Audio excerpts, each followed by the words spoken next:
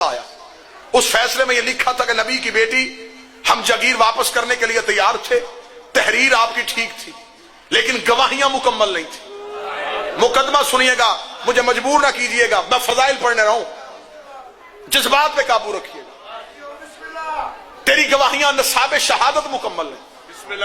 Be be نے کہا نصاب شہادت کیوں نہیں مکمل؟ انہوں نے کہا نصاب شہادت اس لیے نہیں مکمل کہ آپ نے پہلی گواہی دی ہے اپنے شوہر کی، تو علی شوہر ہونے کی وجہ سے اس جگیر میں حصے دار ہے، جو مالک ہو وہ گواہی نہیں دے سکتا، گواہی باہر سے آنی چاہیے تھی۔ دوسرے دو گواہ پیش کیے اپنے اپنے بیٹے، آپ کے بیٹوں کا بھی اس جگیر میں حق ہے لہذا وہ بھی مالک ہو۔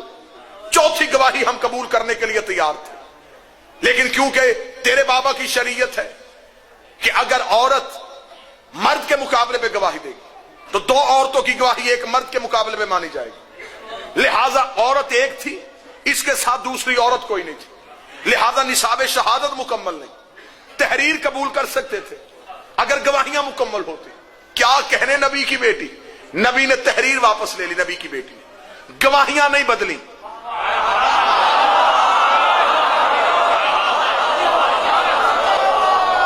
گواہیاں نہیں رسول کی، بی بی گواہیاں بدل سکتی تھی۔ جوار صادق صاحب بی بی کے پاس گواہ تھے، انہوں نے مولا علی کی گواہی کو جھٹلایا، بی بی جناب سلمان کو کھڑا کر دیتی، حضرت ابو ذر کو کھڑا کر دیتی، جناب مقداد کو کھڑا کر دیتی۔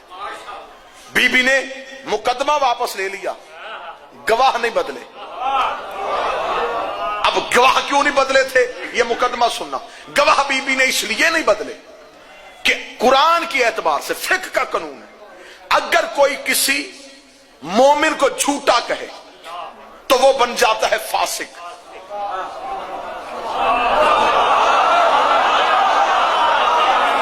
بحث کرو ہم سے، بلاؤ ہمیں سپریم کورٹ میں، ہم تمہیں زہرا کا حق منوا کے آئیں۔ جو کسی مومن کو جھوٹا کہے قرآن کہتا ہے وہ بنتا ہے فاسق۔ فاسق نماز پڑھ سکتا ہے، پڑھا نہیں سکتا۔ فاسق چاند کی شہادت نہیں دے سکتا، فاسق نکاح میں بطور گواہ نہیں بیٹھ سکتا، فاسق طلاق کے سیغوں میں بطور گواہ نہیں بیٹھ سکتا، فاسق عادل نہیں رہتا۔ اگر کوئی کسی سچے مومن کو جھوٹا کہے تو قرآن کی نص سے وہ بنتا ہے فاسق، اور معاذ اللہ ثم معاذ اللہ اگر کوئی قرآن کو جھوٹا کہہ دے تو وہ فاسق نہیں بنتا، قرآن کہتا وہ بن جاتا ہے کافر۔ پھر اسے دوبارہ کلمہ پڑھنے کی ضرورت ہوتی، کیا کہہ دے نبی کی بیٹی تو اتنی بڑی جنگ لڑکی آئی ہے کہ تیری مصلحت زمانے کی سمجھ میں نہیں آ گئی۔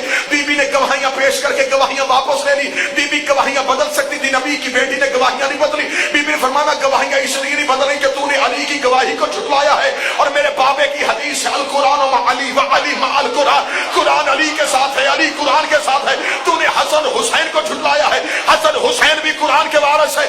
بی بی نے کہا تو نے قرآن کو جھٹلا دیا، میں گواہیاں واپس لے کے جا رہی ہوں اور میں تاریخ میں لکھوا کے جا رہی ہوں کہ میں تمہیں فاسق نہیں کرنے آئی تھی، میں تمہیں کافر کرنے آئی۔ کفر کے جھروکوں میں پھینک گئی۔